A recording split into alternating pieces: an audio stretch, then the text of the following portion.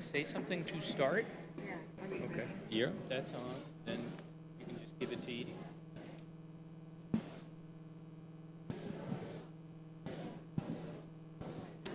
Hello. Hi. Welcome, and thank you so much for coming. I'm Allison Hayford. There's just a few housekeeping things. The men's bathroom is on my left, and the women's restroom is over here. If you'd like to move forward, you're welcome to do that. There seem to be some extra seats up front. But we'd just like to thank Community TV. They are recording this live to stream on Community TV, and also it'll be on YouTube. So afterwards, if you want to share it with friends, it'll be there for you to share. So I grew up here in Wolfeboro and went to Carpenter School, graduated from Kingswood, and I returned here after college to live and teach in Ossipee because I love the area and I love the people. And there's really no other place that I wanted to raise my family than here. So when I was approached about working to bring this presentation here tonight, I was really excited about the opportunity because education funding affects all of us. Whether you're here as a taxpayer, a parent, an educator, or a business owner, your presence here shows that you recognize the importance of education funding and how we fund our schools. I hope that you will learn a lot. I'm sure that you will. And while we won't be debating or solving problems here tonight, we will leave with a wealth of information that will hopefully lead us to have discussions and take action to ensure that New Hampshire will have a prosperous future. Education funding is not a problem that can be solved by any one party, and we're thrilled that Edie Damaris and John McDonald together are hosting this event tonight. Unfortunately, John McDonald couldn't be here tonight, but I would like to thank Edie for being here, and she has a letter from John to read to you tonight. So here's Edie. Thank you.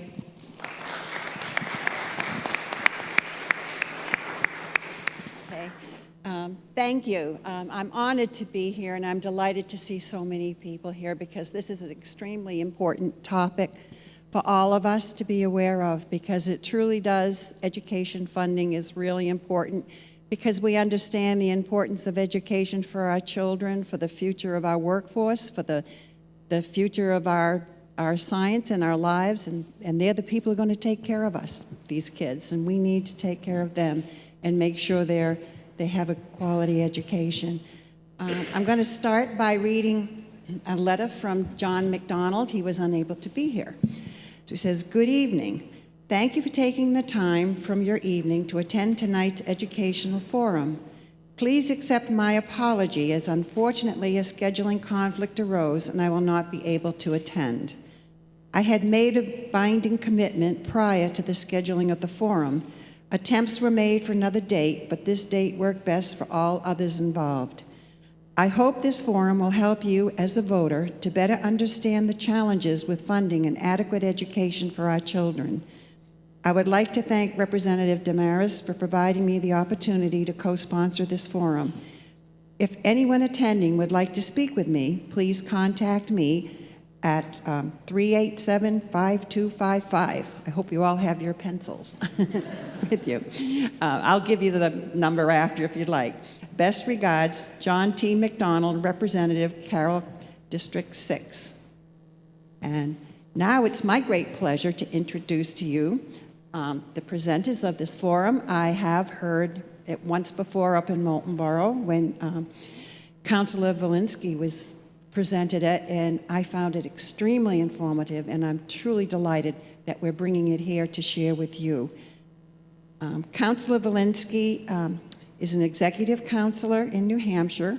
He's a lawyer and an advocate. He earned his law degree from George Washington University School of Law in 1980. He was lead counsel in the Claremont School funding suit. Andrew has also volunteered to represent death row inmates throughout the South and before the Supreme Court. He has received a number of awards, including the NEA New Hampshire Friend of Education Award and the New Hampshire Civil Liberties Union's Bill of Rights Award. Andrew has been recognized as the Merrimack County Attorney of the Year and has also been recognized as one of the Concord Monitor's 100 people who shaped the New Hampshire century, and by NPR, New Hampshire Public Radio, as one of the 25 most influential people in the last 25 years. Councilor Walensky maintains a reduced caseload in his private law practice with the regional law firm of Bernstein Shore, where he focuses upon commercial and employment disputes. So this is Councilor Walensky.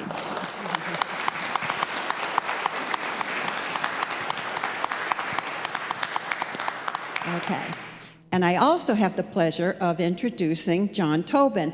John Tobin actually helped when I was starting the Children's Center back in 1974, when he helped do a lot of the legal work and the bylaws and some of the information that we did when we started the Children's Center here in Wolfeboro.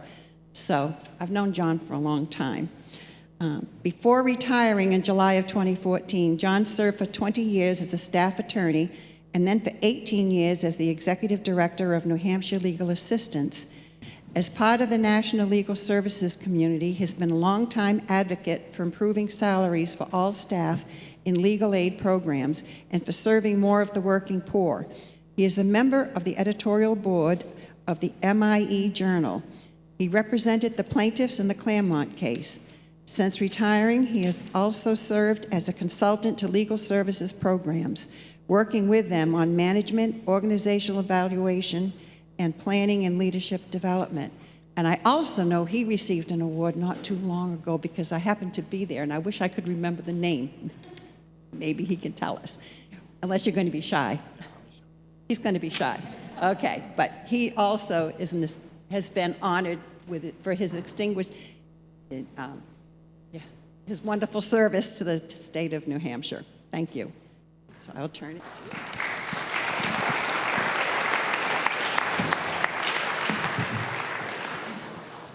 So welcome, and thank you for coming on this beautiful spring night. You have made a sacrifice to give up walking around this beautiful town, and instead are here to hear what we have to say. I hope that you have signed up for the newsletter. We have been collecting the email addresses of the people who have attended these forums. We have now done more than 30 of these across the state in auditoriums and cafeterias, at the Business and Industry Association, Rotary clubs, nonprofits. A lot of people are interested in this issue. We have a newsletter that some volunteers put together to update people about developments on education funding. So I hope you've taken some materials, and please sign up for the newsletter. Before I start, I just wanted to recognize two other people who've been very involved in this. One is Doug Hall, who was a Republican representative from Chichester. He was the founder of the New Hampshire Center for Public Policy Studies. He's our sort of school funding data analyst and guru. He's a wonderful partner in this statewide effort. He's not here tonight, but he deserves recognition. And Ellen Phillips is here. Ellen, we have begun recruiting a new crop of people to do these presentations because we are getting so many requests for them. Ellen is from New Durham. She's helped me do two presentations recently, one in New Durham and one in Plymouth. She's a former educator, and we appreciate her help as well. So, as I mentioned, this is, I don't know what number, but probably 35 in presentations. And our goal is to bring the issues of burdensome property taxes and inequitable school funding back into the center of public discussion and debate in New Hampshire.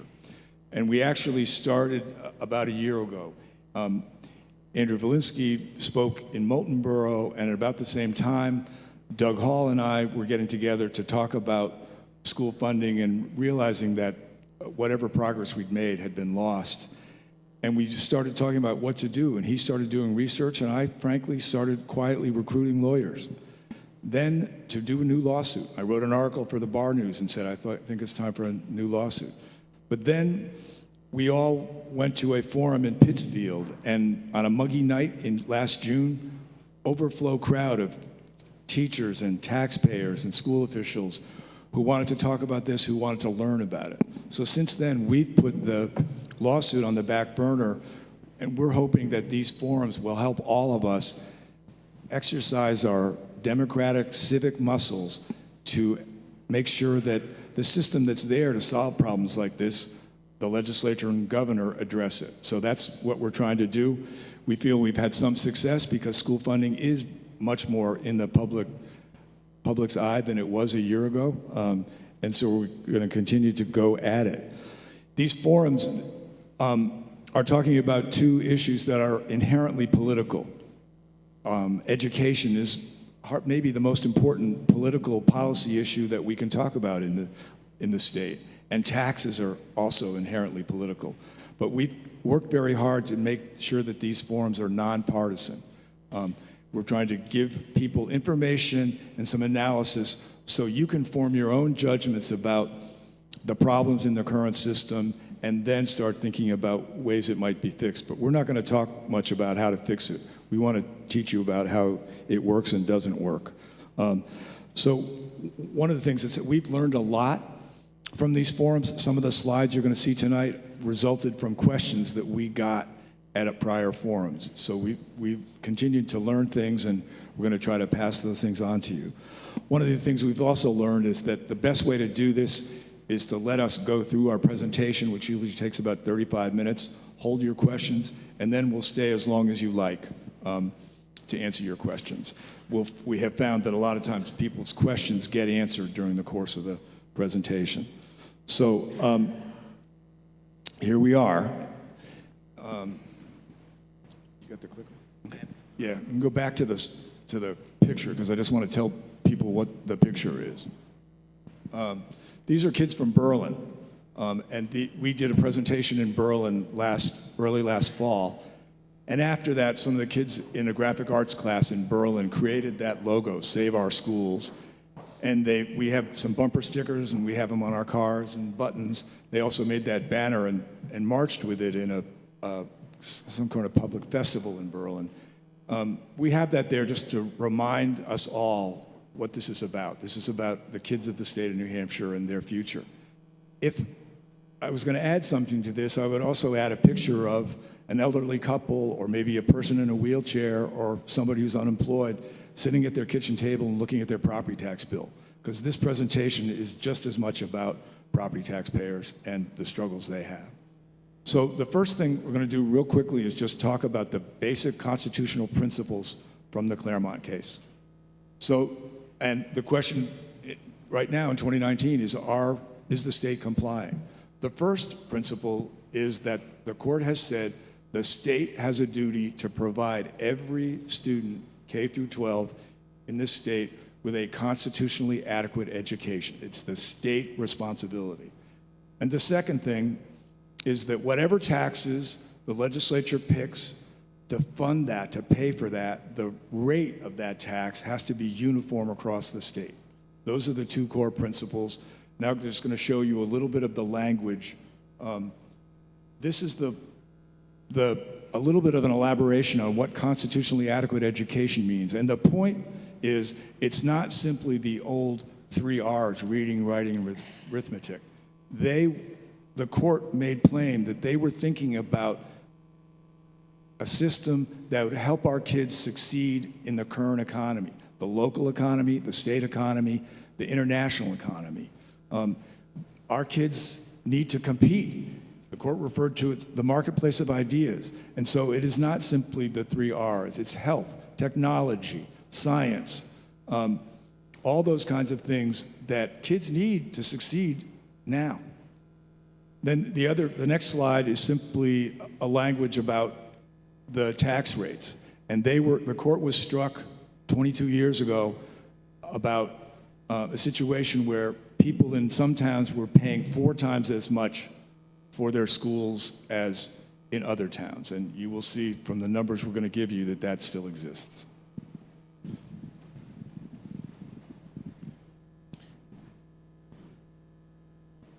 So, hey, everybody.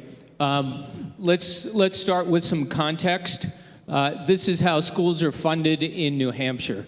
You'll notice that the blue encompasses 2 pieces of the pie, the local property tax and what's called the statewide education property tax, or the swept. We'll explain a little bit later why the swept has the same color as the local property tax. It's really just a renaming of a piece of the local property tax. So when you combine the two, you find that 73% of New Hampshire's school funding comes off your local property tax. And that puts us last in the nation in terms of state funding for schools. So we're all the way to the left. Even if you counted the statewide education tax as a true state tax, which it's not, we're still 47th. And because state support is so low, the value of your property is what determines whether it's easy to raise money for your schools or hard to raise money for your schools. So the more valuable your property, the easier it is to raise revenues for school. So in order to understand how arbitrary and unfair school funding is in New Hampshire, you need to understand this basic concept called equalized valuation per pupil. It sounds more complicated than it is, but all it really means is you assess the property in your community at 100% of its value. Now you can compare community to community, and then you divide by the number of kids. So now you control for the different sizes of the school districts in the state. So it's 100% assessed value divided by the number of children. And when you do that in New Hampshire, this is a really big spending operation. This is my teaching staff. The black line, this is all proportional. You don't have to worry about the numbers so much. But the black line is the community with the average equalized valuation per pupil. It happens to be $1,043,000. So the average strength community has about $1 million worth of property against which it can levy a tax for each school child in the community. Claremont is 40% of that. It has $405,000 per student. But it's not the lowest. The lowest is my rubber band, that's Berlin. Berlin has $325,000. So $1 million is the average. Berlin is not quite a third of the average. The state's largest community is Manchester, which is the blue and yellow, at $725,000. So they're well below average too. They have a structural problem because their property isn't worth the average. All the way at the top, beyond where I can reach, is Portsmouth. Portsmouth has $2.6 million per child against which it can levy the tax, so 2.5 times the average. Tuftonboro, I looked at the numbers, is $4 million. So it's another almost twice my staff high. Newington has $18 million per child. So it's between 7 and 8 times as high. Wolfeboro is between Portsmouth and Tuftonboro. So with that great variation, what that's telling us is we have very different abilities on the local level to raise money, different financial strength. And what it comes down to is that school funding is really just a math problem. This here. So we dropped a bunch of zeros for this slide. If your property's worth $20 and you levy a $2 tax, you raise $40 for the kiddos. But if your property's only worth $4 and you levy the same $2 tax, you only raise $8. And if you double your tax rate to 16, you're working harder, but you're still far behind. So what this means if you're thinking about the financial strength of a community, how hard is it for a community to buy the commodities that you need for schools or to pay teachers that you need for schools? So in a community which has a property value that's 5 times higher than next, the town B $5,000, and you want to spend an extra $100, they have to raise their taxes by a little bit. Same expenditure in a town with 1/5 the value, you're going up 5 times the tax rate. So if you're buying $100 worth of books, it hurts in town A, and in town B, you can absorb that relatively easily. So we think of it in books. The other way to think about it is the legislature not too long ago did away with the state's pension contribution. The state used to contribute 35% of the cost of pensions to municipalities and school districts.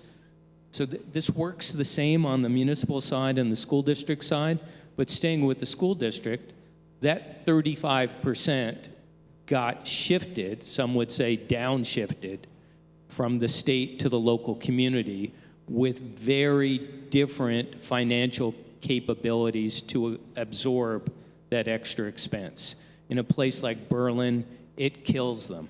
In a place like Portsmouth, they can absorb it fairly well. That's just a graphic description. I've forgotten Wolfeboro. Wolfeboro is 6.7 million per kid, so that's almost 3 times my staff high. I just couldn't figure out how to get a stick long enough that would fit in my truck. Go ahead, next one. So those are the actual equalized valuations per pupil in some of the communities in this area and some of the communities around the state. So Alton is about the same as Portsmouth, real high value.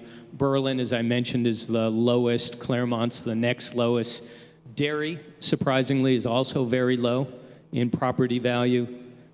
Farmington, Manchester, Wolfeboro, very high. Ossipee, $1,043,000 is the average. Ossepee's just above average. Pittsfield, very low. Portsmouth, as I mentioned, and Wolfeboro. Go ahead. Oh, too far. One too many. So if you remember the math equation, the value of property times your tax rate equals your revenues.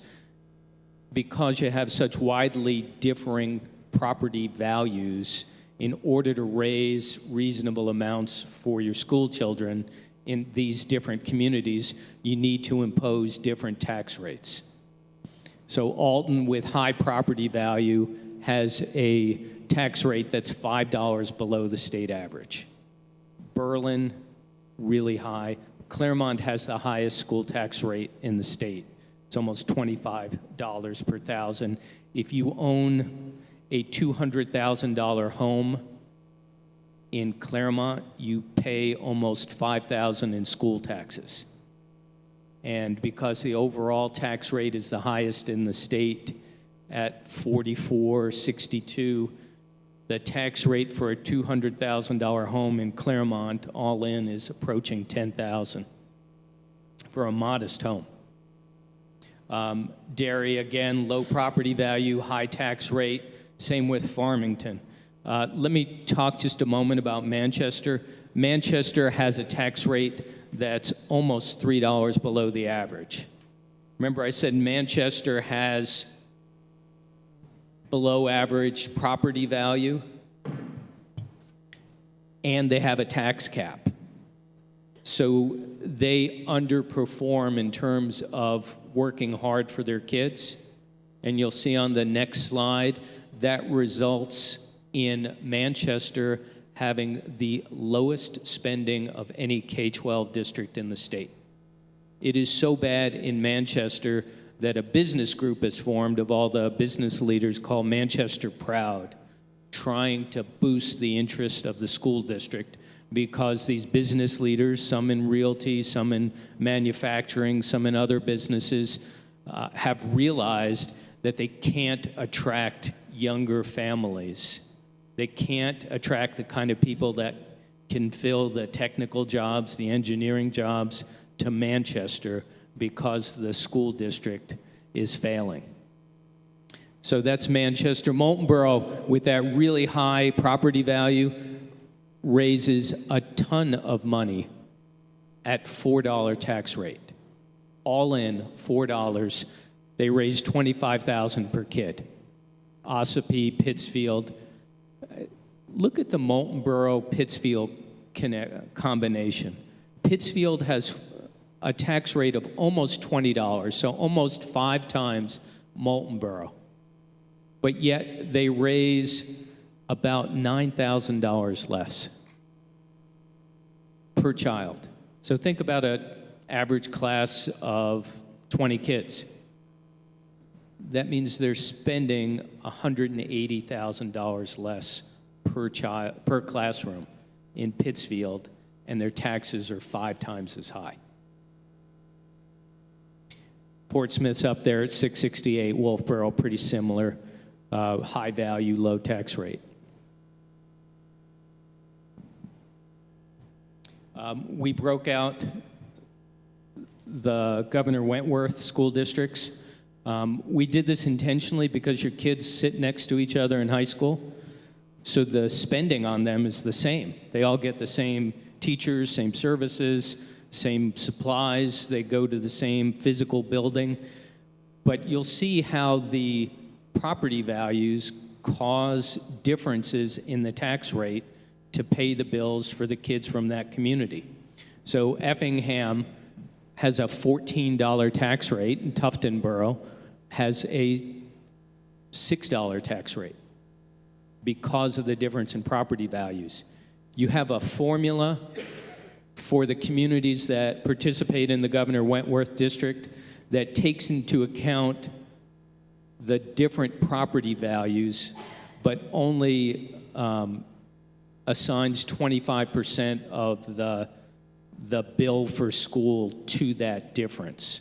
There are some communities that make it 50-50, so half of the formula is based on the property value of the sending districts, and the other half depends on how many kids go. When you do that, you'll find that the tax rates come much closer together. They're not almost 3 times different, 2 to 3 times different as they are in the Wentworth district. This causes tension between these communities for obvious reasons. Go ahead. That's how it plays out in terms of a $200,000 home in each of those communities. Go ahead. So, switching topics a little bit. This is something we discovered in the course of putting these presentations together. The vertical dashed line is the black line on my staff. That divides property wealthy versus property poor. And it turns out there's a dot up there on the sloping line for the property value, the equalized valuation per pupil of every community in the state. And what turns out to be the case that the communities to the right on the graph or below the black line are the vast majority of the kids in the state. So most of the communities are below average in their property value. And what that says to us is there are opportunities to try and work on this problem because so many are affected by it. And so far, we've only been talking about the obvious effect on school children and taxpayers, but it goes well beyond that. Want to switch? So that in that prior graph with the 77% on the one side, one of the questions we hear in Berlin was, well, there are 400 representatives in the legislature, and we have 3 of them. How can we make change? And the answer is for the 3 in Berlin to talk to the reps from all the other places where the taxpayers have to sweat more and work harder to raise less. So we have learned a lot of other things about how this system hurts New Hampshire and goes against other things we all believe and want our state government to do. And the first is economic development. And if you step back, everybody, liberal, conservative, Republican, Democrat, want our state government to foster economic growth. We want our government to have public policies that foster growth across the state, not just in a few places. But if you now think about Berlin and Claremont and Derry, why would a rational business person start a new business in Berlin or Claremont where the taxes are high and the school system is shaky? So their employees, if they hire people who live there, will pay high taxes and worry about the education they're getting. So this property tax system, in fact, works against something we all want the government to do, which is economic prosperity. This system crushes economic development in places where the taxes are high and the schools are shaky. It's not a rational business decision to go to one of those places. Similarly, and 20 years ago when we did the Claremont case, New Hampshire's demography was very promising. Young families moving in, New Hampshire Advantage, things are working well, it's not broken, why fix it? We know in the last 15 years it's changed. We have a demographic challenge. It's not quite as severe as Maine's, but it's pretty severe. And we are struggling to keep and attract young families. Well, once again, high property taxes discourage young families. They also discourage towns from welcoming young families. They discourage towns from fostering the creation of affordable housing because town officials, understandably under the current system, are afraid that if you have new housing and new families with new kids, the school budget's going to go up and that's going to hit taxpayers. That is a reality. That's been a reality in New Hampshire for a while. Think about that, though, in terms of any society's long-term future. Do we want to have public policy that discourages young families because we're afraid of their impact on local taxes? Again, all of us want the state to foster the retention and the attraction of young families, but we have a tax system that works against it. It discourages affordable housing. Doug Hall and I have been to the Business and Industry Association twice at their invitation because this issue of workforce housing, they understand it hurts their businesses. And so this is, again, something we've learned. It's a collateral damage, but a significant damage to our state because of this system. The other thing, in a lot of places around the state, enrollments are declining. So at a number of these forums, people have said, well, isn't one answer for districts to collaborate, to join together, to share expenses for efficiency's sake? Well, the mayor of Berlin answered that question. He said, who would take us?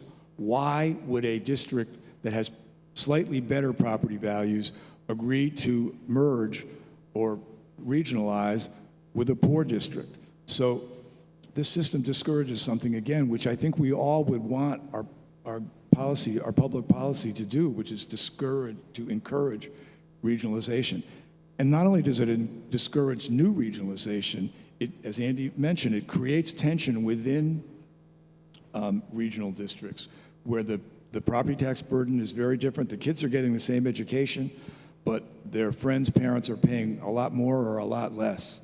So this system discourages regional cooperation, again, against something we would want.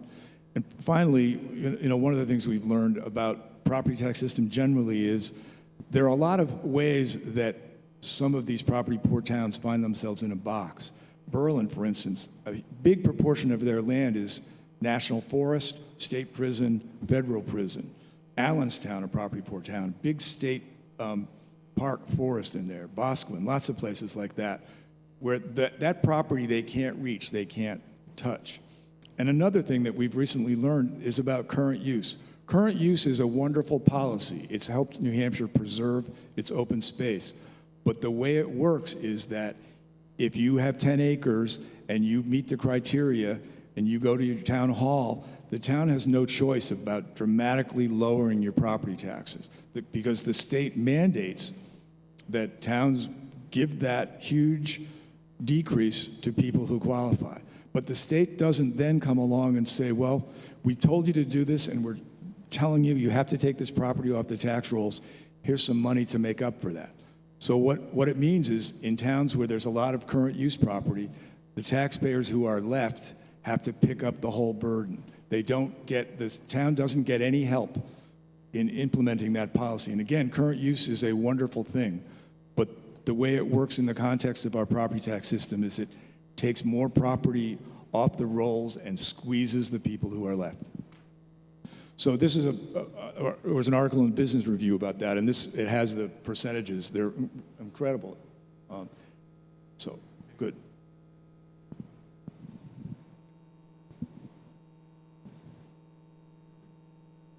So before I talk about how we get to this problem, let me just add one thing to John's comment. We have a double whammy in some of the poorer communities. So in some of the poorer communities, children are growing up in schools that are not handsomely funded, with parents who are paying really high taxes, and then when they graduate and they want to go to the state college or the state community college, we're also 50th in the nation in state support for those institutions. So we have higher than average tuition costs in those colleges and community colleges. So kids coming from the poorer communities find that they get hit with this twice. So why do we have tax rates all over the place? It's because the state has defined its responsibility to pay for a constitutionally adequate education as costing $3,636. The average per pupil cost for non-capital expenditures is almost $16,000 in New Hampshire. Capital is another $1,000 or $1,500 on top of that. But the state says our responsibility is only $3,600. And even when you add on, there are a couple of add-ons for special ed kids, for kids who are second English language learners, for kids in poverty when you hit certain amounts. Those kids cost more to educate. They need more services. The state provides a little bit more for each of those categories, but not enough to change the cost dynamic that is so heavily dependent, 73%, on the local property tax. So let me get started, and then you can take over. So John mentioned that our first forum together, we were reminiscing about it in the car.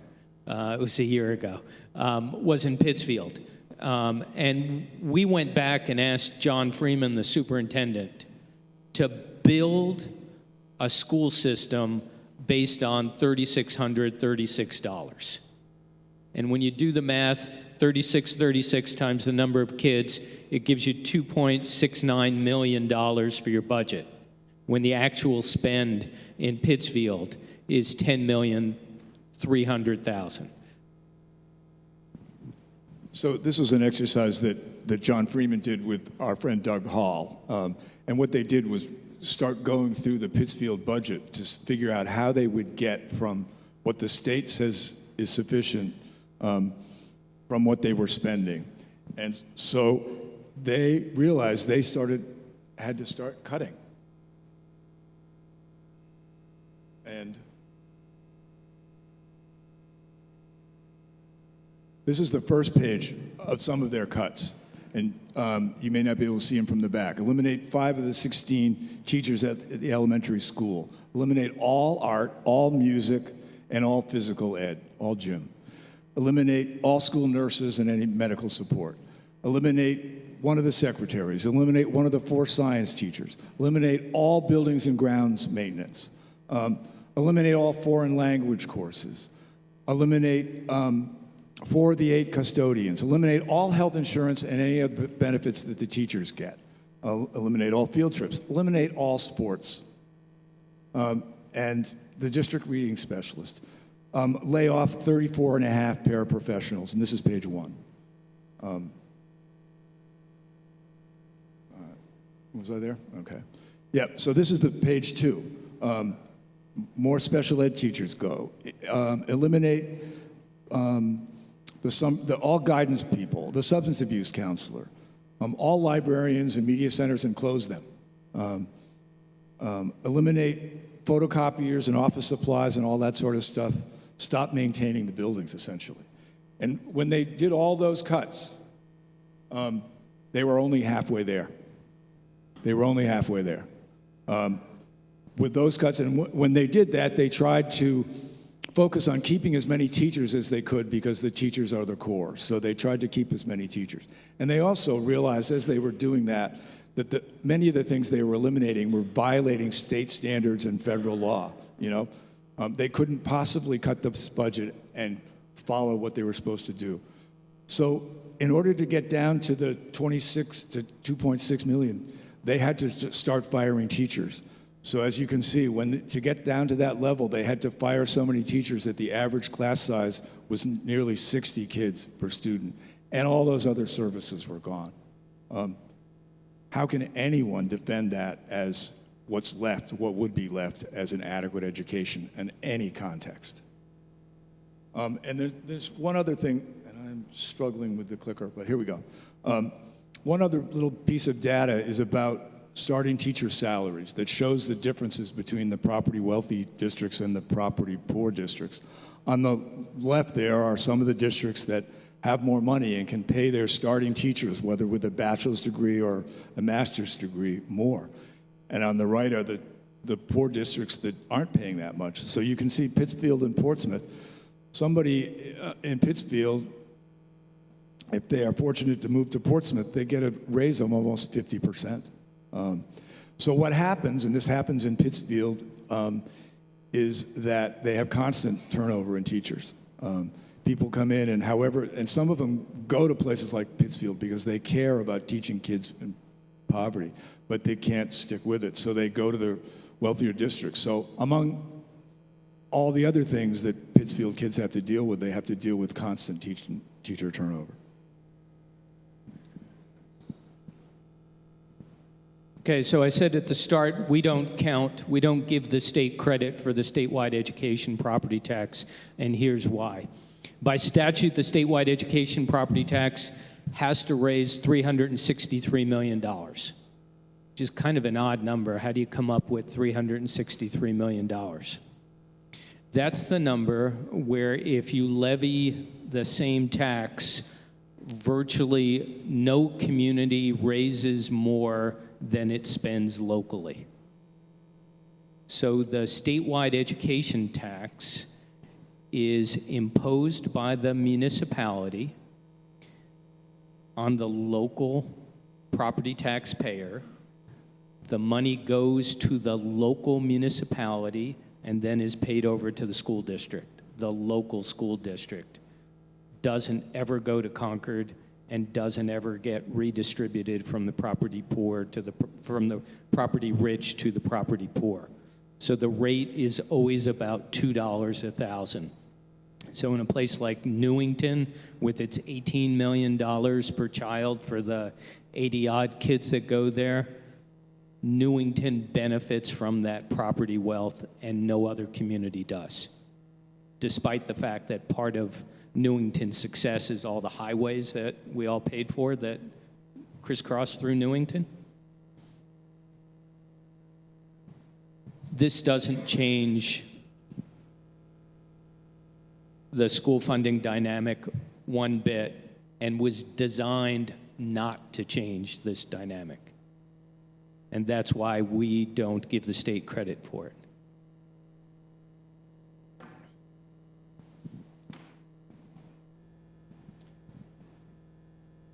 I won't go deep on stabilization funding, but this is really what brought the problem to a boil. Stabilization funding is targeted to the poorest communities in the state, the very poorest.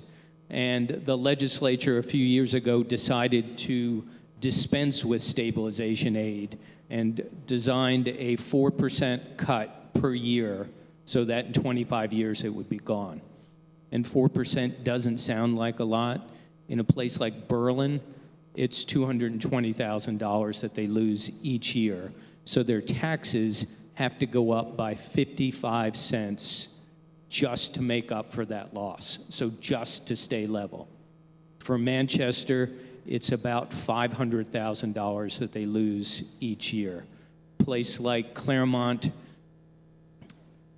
costs them 36 cents on their tax rate every year, just to stay level, to make up for that cut. Franklin is another big loser, Farmington. All significant losses, and that's really what's brought this problem to a boil. Berlin's closing their last elementary school. The little kiddos will get moved into the high school in the fall because they can't afford to sustain it. And indeed, Berlin may be the state's first municipal or school district bankruptcy. Building aid doesn't exist. No more to say about it. New Hampshire lottery. Who thinks New Hampshire lottery pays for education in New Hampshire? 2.5%. That's what the lottery contributes to the funding of education. 2.5%. Don't believe the commercials.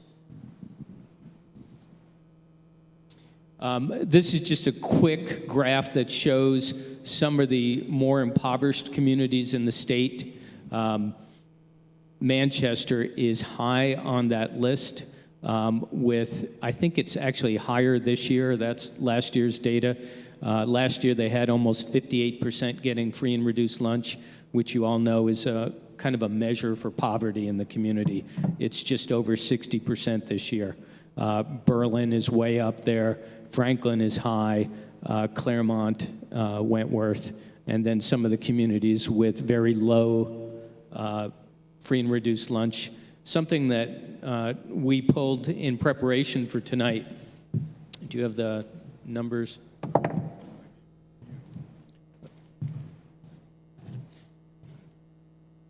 Yep. The free and reduced lunch numbers for these communities is actually a lot higher than we expected. Do you remember what the number? I think the number for Governor Wentworth is about 30%, which is above average. So these communities here have great property wealth. There's also some significant poverty, as I'm sure many of you know. So this district has more resources in order to deal with that. But one of the things that when you talk to educators, they will tell you is kids that come from impoverished backgrounds tend to have greater needs. It's harder and more expensive to educate them. So there are many places in the state that have low property values and high taxes and, as you can see, disproportionate burden of kids, of needy kids. In these districts here, and this is true of even of Moultonborough, the property values are high, so the resources are there. But it is important to acknowledge and recognize that even these school districts have a significant number of poor kids and that it costs money to educate them. Add one thing to that. We were talking about this on the car ride here. Moultonborough and Pittsfield are the same size school districts, about 500 kids each. Moultonborough spends $25,000, Pittsfield between $15,000 and $16,000. Pittsfield has done away with its foreign language program and has no AP courses.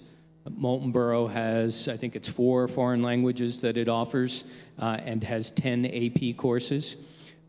Despite having 30% or so free and reduced lunch, Moultonborough sends 65% of its kids on to 4-year colleges, and that number for Pittsfield's about 20%. So the extra resources, even though the people who live year-round in those communities are very similar, really does make a difference. And that comparison is one of the ways of making that clear. You got it? I got it. So 20 years later.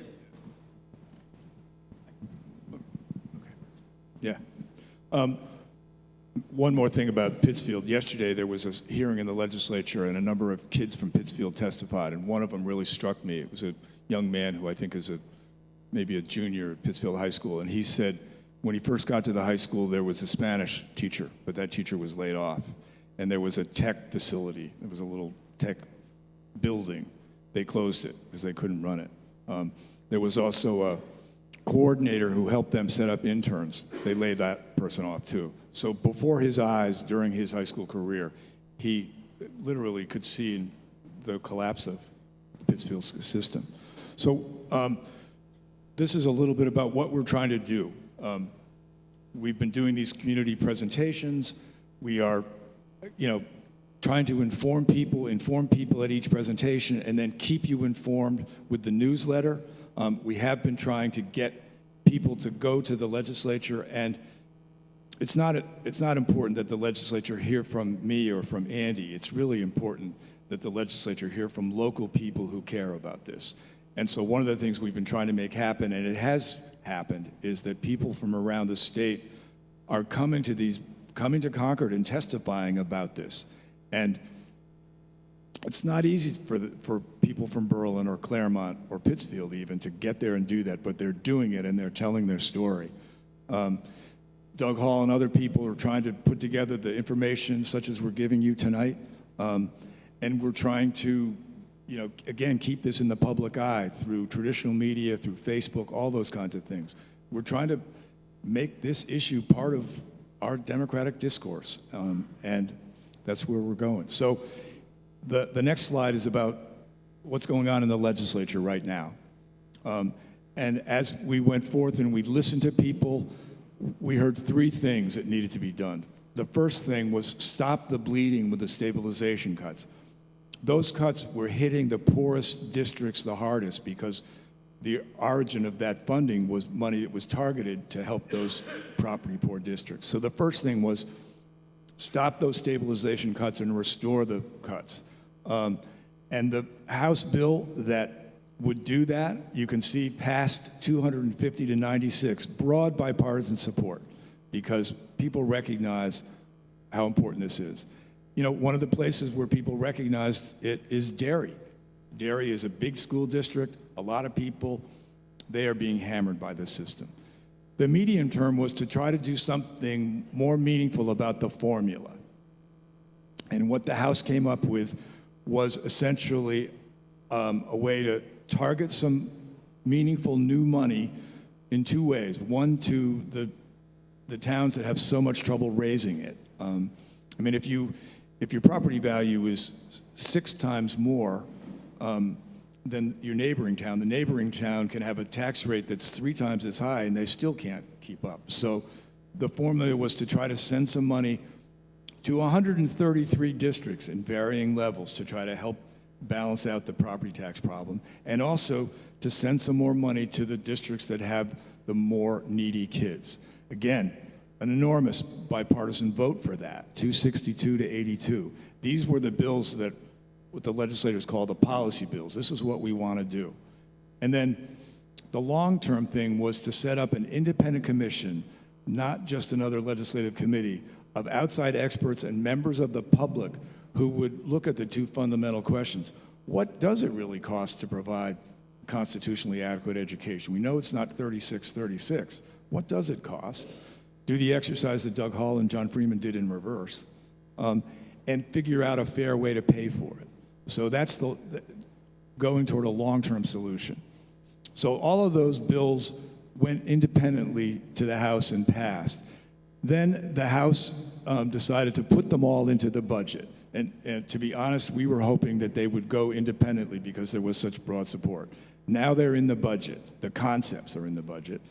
And now the whole game is switching to the Senate. And yesterday and tonight are the big Senate hearings. And again, lots of people from all over the state have been talking about education funding at the Senate hearings. But it's really up to the Senate, and then ultimately it will be up to the governor to do something about this. And these are the things that we heard and that we have put forward and lots of other people have.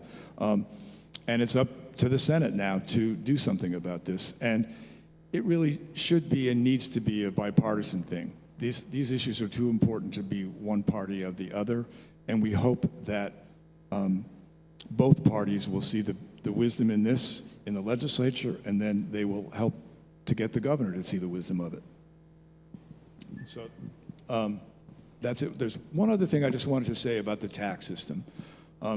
We have a constitution that came from Massachusetts. John Adams wrote it, and he wrote it in the aftermath of the American Revolution. And one of the things that precipitated the revolution was oppressive taxation by the English king. And so one of the things in our Constitution is a principle of conservative limited government. It says that taxes are supposed to be uniform and reasonable. One of the most fierce powers that government has is taxation. Next to taking away your liberty, it's the most fierce power. So it's a conservative principle to have limited taxation. The question that I would ask is, it seems to me that we've, over centuries, allowed a tax system to develop that is anything but limited in a lot of communities in New Hampshire. It's not limited at all. It's enormously burdensome, and it's also very different from town to town. So it's just, in some ways, what I'm trying to get people to do is break out of their categories and think about this as having a fair taxation is a way, in fact, to limit government and to make it not overreach. These towns and cities that have to put these high tax rates in because they have no choice are overreaching, and their citizens are suffering. So, questions? Okay. Who wants to ask the first question? It's always the hardest. Don't make me call on someone.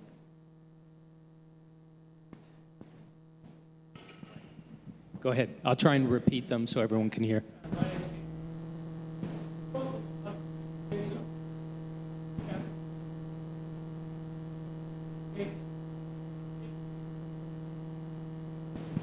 So the question is, how does this get funded if you want to fix it? And the answer is there are multiple options. So when you think about this discussion that we just had, I've run for office twice now.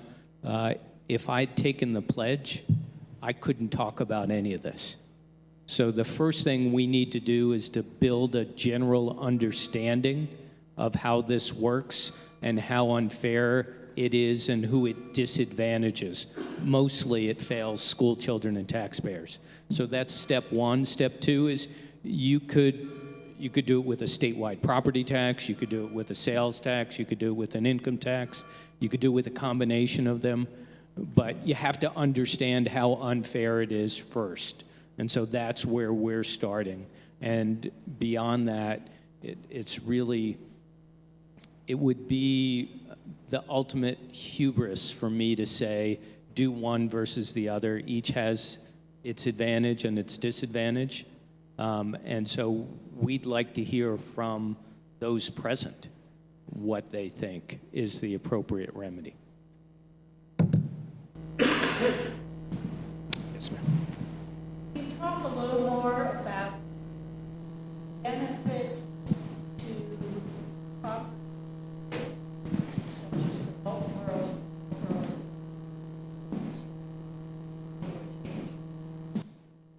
So the question is, how does reforming the system affect the property wealthy communities? First, the property wealthy communities are a small minority. So most of the state is directly hurt by this system. But as importantly, the people who live in the wealthier communities depend upon the state's prosperity as a whole. And so I mentioned that our largest community, Manchester, is failing because it doesn't support its schools and has the structural problem that I mentioned at the outset. There's a community, Portsmouth, where I know about this because the Executive Council approved a big bond for a new wastewater plant at a manufacturing facility there. And we did it because it was going to result in 1,000 new jobs. And I think the 1,000 number was an appropriate estimate. That manufacturer has identified 43 people who live in the area who can fill those 1,000 jobs. So we have a dearth of highly educated, highly skilled personnel that our manufacturing and other high-tech businesses can attract because the successful schools are becoming fewer and fewer. So it impacts us that way. And then people who work in Portsmouth can't afford to live there. So they have to live in Dover and Rochester and Somersworth. And those communities can't afford to build low-cost housing because they have to get the biggest bang for the buck in their property values, number one. And number two, the lower-cost housing brings children, which we think is a great thing. But some people see that as an additional cost for their schools, and they can't afford to take on the additional cost. So it hurts us all in a number of ways, not to mention, to repeat John's point, that we're the second oldest population in the country. We are graying, and we need younger people to stay and move into our state. And by limiting the number of successful communities because of the property tax burden, we make it harder for younger people to stay or to move into New Hampshire. Add to that? Or are you good? Okay. All the way in the back.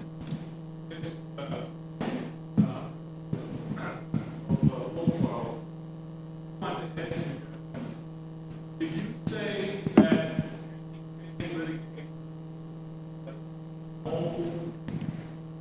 are there any new lawsuits that repeat the issue of the Claremont? There is a new lawsuit that's been filed. Yes, repeat the question. He was asking about, he referred to the fact that I said that I had put the notion of a lawsuit aside, but he was wanting to know if there are, in fact, any new lawsuits now that would bring these issues back to the court. Yes, there is one lawsuit that was filed a couple of months ago by the Conval district, and two other smaller districts in that area have joined that lawsuit. And I certainly understand why, after 20 years of a little progress and then backsliding, they would do that. They didn't talk to us in advance. We decided to go the civics, democracy, elected official route, but I can certainly understand why they didn't. I guess what I would say is I'm an optimist. I'm hoping that the legislature will take sufficient action now, this year, to show some progress. I think the court would be interested in seeing not incremental progress, but real progress. If the legislature and the governor can't make any progress, or the progress they can agree on is so incremental, I would predict there will be a number of other lawsuits, because these school districts are in crisis. The Berlin and Claremont and those places, Pittsfield, are in crisis. They are cutting things they shouldn't cut. And I have to tell you, somebody in Derry said to me, we realize in Derry that we're 5 to 7 years from being Berlin. And I think some people in Manchester realize that. So this issue is not going away. If the legislature and the governor can't make significant progress, then more people will turn to the courts. And that's unfortunate, because even if you go to court and you get a victory in the Supreme Court, the court will say, here are the principles, go legislature and fix it. The court is not going to figure out what the number is or what the tax system should be. They're going to tell the legislature and the governor to do it. So my feeling right now is, if we can skip that step and the governor and the legislature can do it meaningfully, but if they don't, this issue is not going away, it's getting worse, and more litigation is very likely.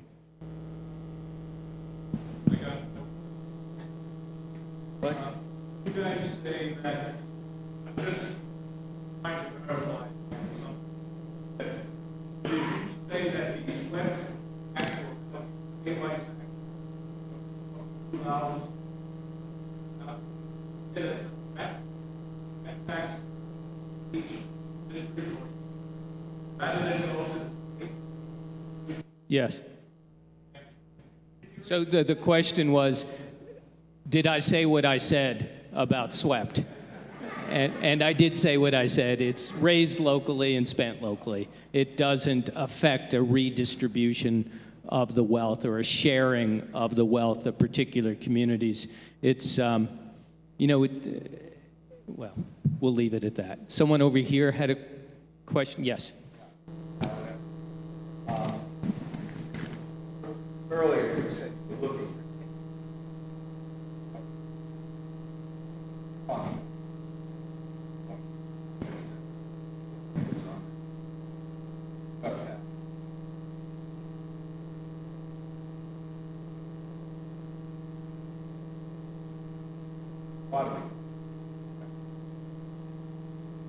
all that. That was my question. Representative. Where's that going? A lot of us Yep. and I guess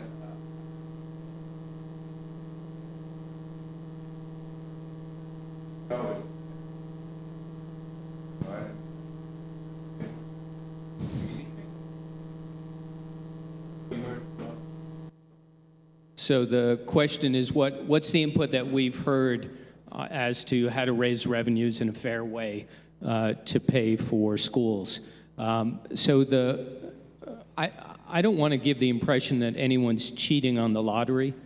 What you would think of as a net profit from a business is the 76 million, and that all does go to school funding, but that number is only 2.5% of the 3.2 billion with a B that's spent on schools. So you would have to change the prize structure dramatically to send more of that. My quarrel with the lottery is the misleading commercials that suggest you should buy tickets because it pays for schools. It doesn't pay for schools. So it would be hard to build a revenue structure around lottery, around casino, around Keno to have a reliable source of revenues. I think we've heard suggestions of statewide property tax, income tax, sales tax, the obvious things. I think the states that are most successful probably blend 2 or 3 of them. Like any business, you wouldn't want to rely on a single source of income for your business. And for something as important as education, you probably do need multiple sources. There is an education trust fund that must have a dozen sources of income that pour into it from different taxes and fees, but they're too small to bring the trust fund from which the state pays the $3,600 payment to a level that makes that $3,600 a real number. I just wanted to add one thing to this. New Hampshire, when you compare New Hampshire to other states in terms of overall tax burden, we have a lower than average overall tax burden. But when you compare New Hampshire's property tax burden, we are one of the highest in the country, maybe 4th, maybe 3rd in terms of high property taxes. So what those two things together say is that we rely in a hugely disproportionate way on property taxes here, and our other taxes are much smaller, and so the overall burden is lower than a lot of places. But we put everything on the property taxpayer. We put everything on the homeowner and the business owner who pays property taxes, and people are really upset about that. They're screaming about that. And because the way the property tax system works, it's not assessed fairly. Think about the rooms and meals tax. I live in Concord, and Concord happens to have a lot of restaurants and motels. So a lot of rooms and meals tax gets collected. We don't keep that in Concord, you know? I mean, that money goes into the state, and then it gets distributed to pay for roads and parks and education. And nobody complains about that in Concord. We don't expect that should stay here because we happen to have all those resources. Those resources get shared around the state. Even on the county level, I live in Concord. Like all of us, I pay a county tax in Merrimack County. I don't worry about whether there are more inmates in the county jail from Concord or more from Epsom, you know? I don't want to pay for those inmates in Epsom. I only want to pay for the ones in Concord. Or nursing home residents. I don't worry about whether there are a disproportionate number of poor elderly people in the Merrimack County nursing home who come from Boscawen as opposed to Concord. Because we all understand, without really thinking about it, we have a common responsibility for maintaining the jail, maintaining the nursing home, the roads. Only with schools do we think we're going to just do it arbitrarily based on what property is worth within our town lines, even though those town lines are hundreds of years old and things are very different. It may have been a system that made sense 200 or 300 years ago, but now it's crazy, and we see the craziness in every other, when we think about any other tax or anything else, but we struggle with it in terms of this. But we're very over-reliant on property taxes, and I think any economist would say it doesn't make sense, as Andy said, to be so reliant on one thing that has such inherent flaws in 2019. We have a tax system from the 80s, 1680s, in the back, and then we'll come over here. Yes, go ahead.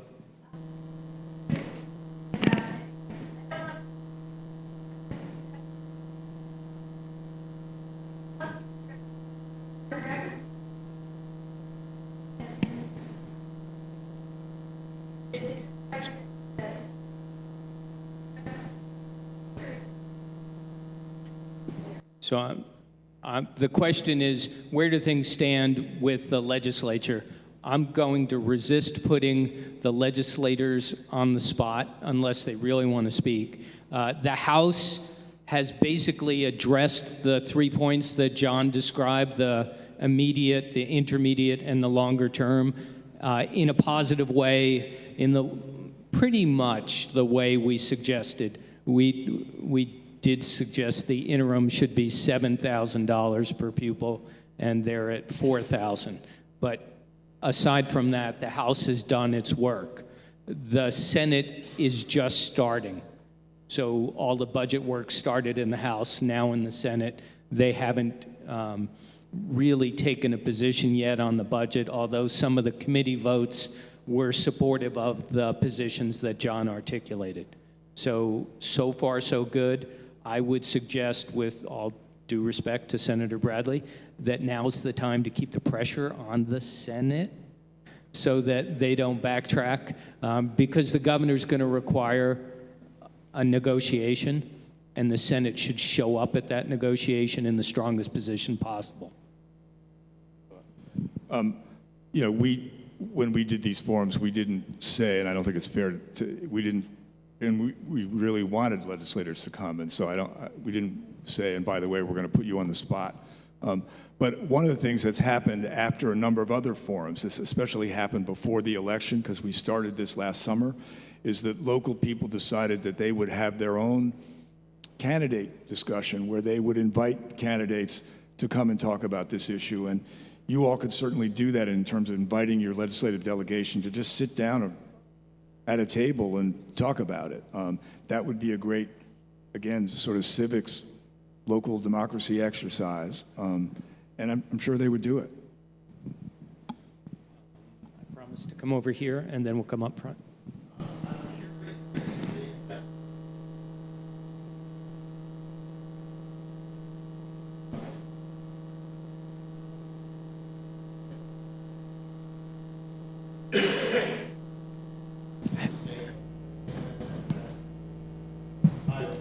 Yeah, so the question is, how does the education spending compare to transportation spending? And I can't say I have that number off the top of my head. I don't know it. Yeah?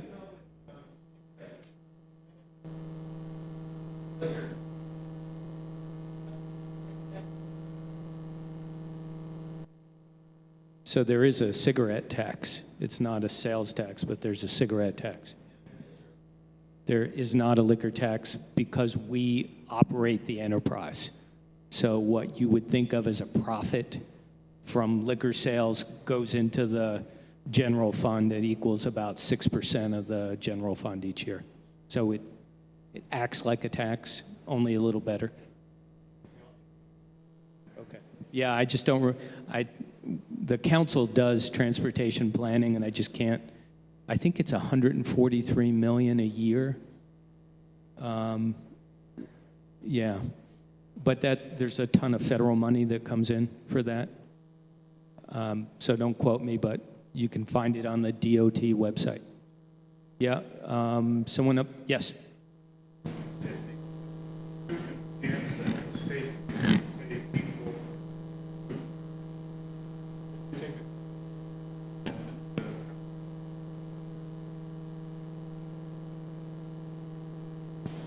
So the question is, let me rephrase it a little bit. Does the Constitution require the state to pay an equal amount per student? And if that is true, wouldn't it take a constitutional amendment to pay different amounts based on the need of a community? It doesn't, and you can go ahead. When the court wrote the Claremont cases, they were really aware of the different needs in different districts, and that within state standards, different local districts might have different priorities in terms of education. So they said explicitly, this is not necessarily going to cost the same in each district. So they were mindful of that, and so there've been people who say that the courts won't let us target needy schools. That's not true. What the court said is, you have to provide the basic, a real basic, not a pretend basic, constitutionally adequate education, but you also really have the opportunity and the obligation to tailor that to the needs of the kids in different districts. And the kids in Colebrook may have different aspirations educationally than the kids in Somersworth, and so there's room for that. And it may cost different amounts to provide the required amount of education. Some states have extra increments that go to isolated schools, like a Colebrook. Some states, and we do some of this, have extra increments that go to communities with lots of kids in poverty or lots of second English language learners. So we do that, and that's permissible. The thing that shouldn't vary is the taxes to pay for that. Let's go there and then back. Yes.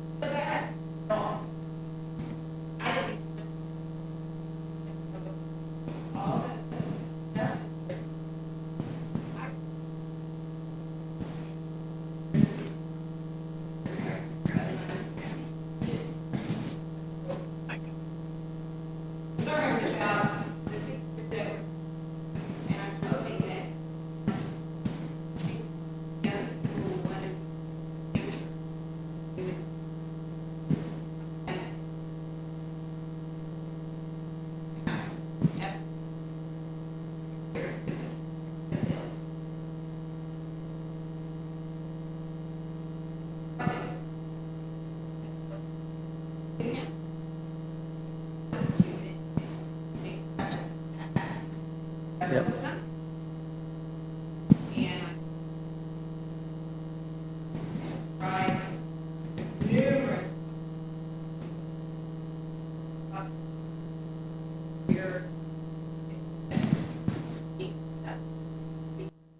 I'm just waiting my turn. Go ahead.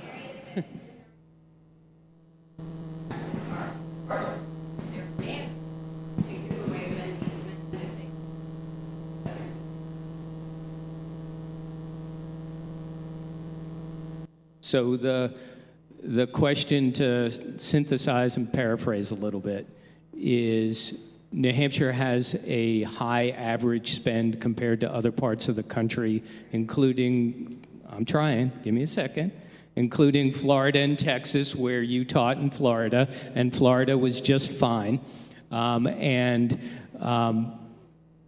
Questions about the numbers.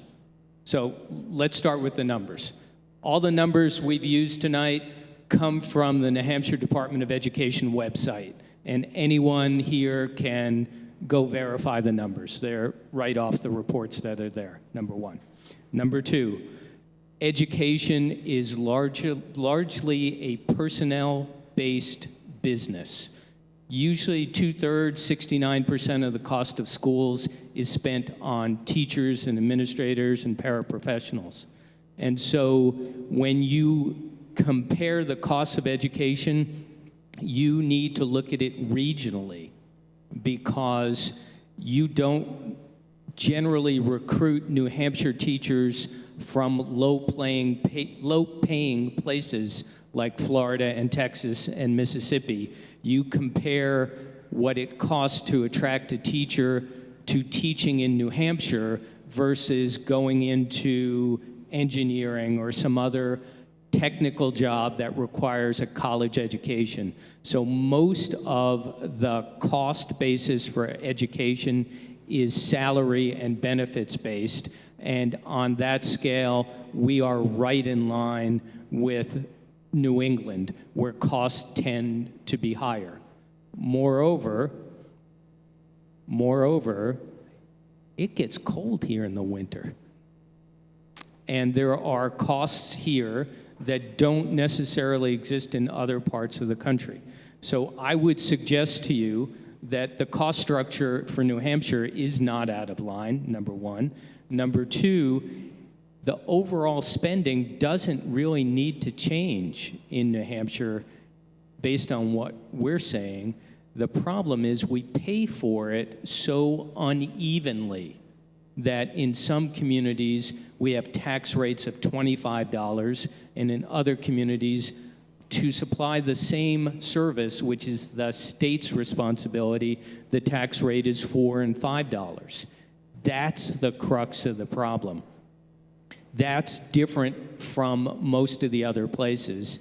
And Texas, this litigation, this kind of school funding litigation, started in Texas because the kids in San Antonio who were brown and Spanish speaking were getting underfunded by not 5 times, by 10 and 12 and 15 times.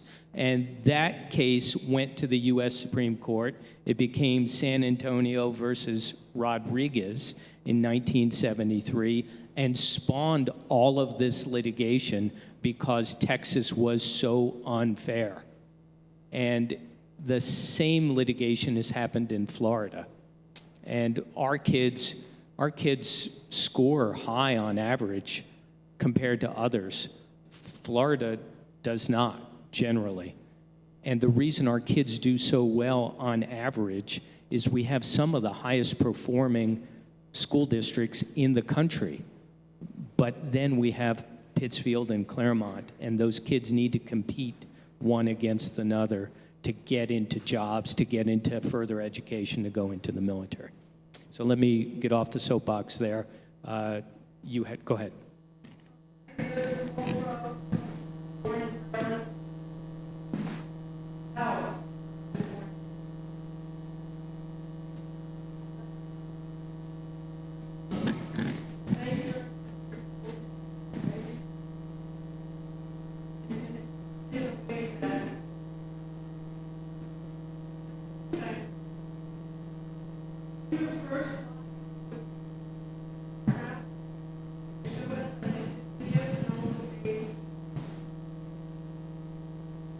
Oh, you got it. Go ahead.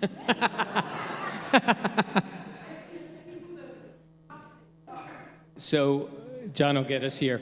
All the way to your right is Vermont.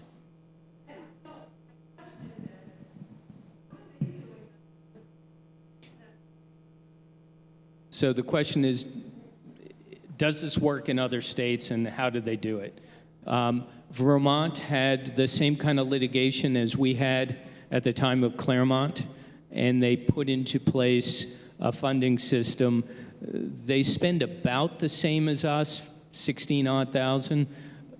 Between 13 and 14 comes from state funding, 13, 14,000. So the bulk of it comes from state revenues, and they have a multiple of revenue sources.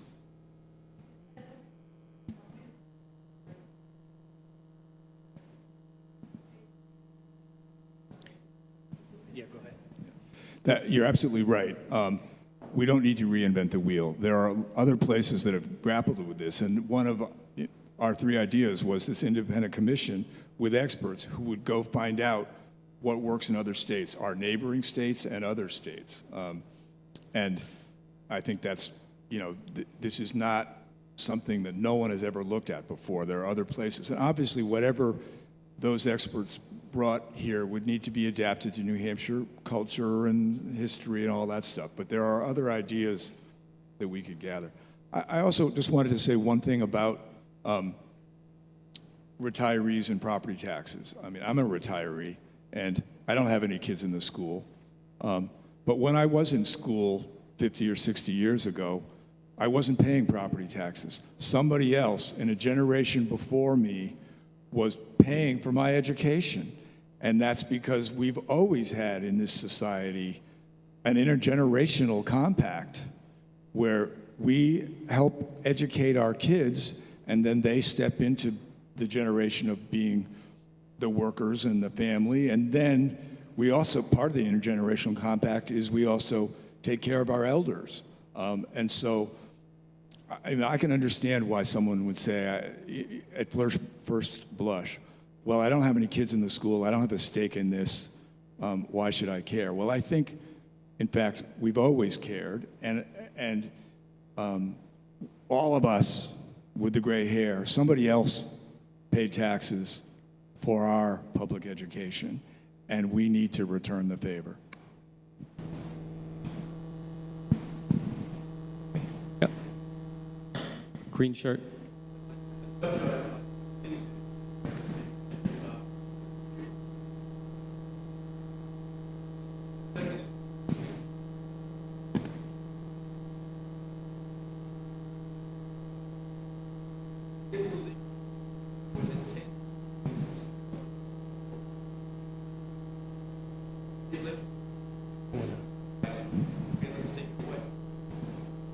To the stabilization.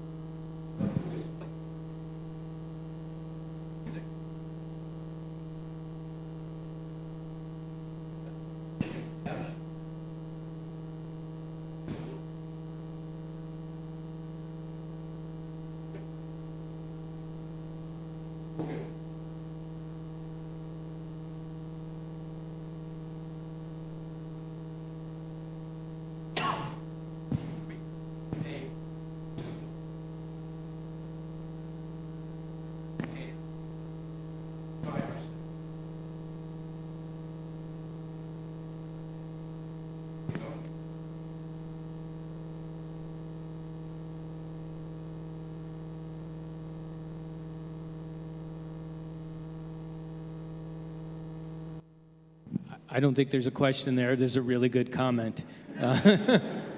So the downshifting by taking away the pension contributions are really significantly impacting school district budgets. And we need to elect people that will have a steady hand in how we fund schools and not swap it every other year, which are both good points. Maybe last question All the way in the back? Yes. So, in looking at that, something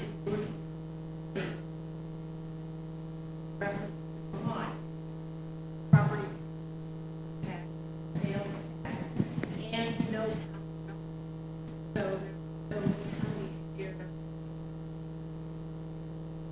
that pay your property. So it's a very different. Look at the rest of, is there any where that it's so property? So the question is there a state that has sustainably addressed school funding reliant as heavily as we are solely on the property tax? I think the answer is no. So one quick story. I was sitting with a friend just a couple of weeks ago who had a bird feeder. And the bird feeder had all these gizmos on it to keep squirrels out of it. And quite frankly, none of them worked because the squirrels are really ingenious. And so the only way for her to deal with the squirrels would have been to get rid of the bird feeder. This is a hard conundrum to deal with, but the only way to effectively deal with this is to do away with education, which my friend kept her bird feeder, and we should keep education. So let's end on that point.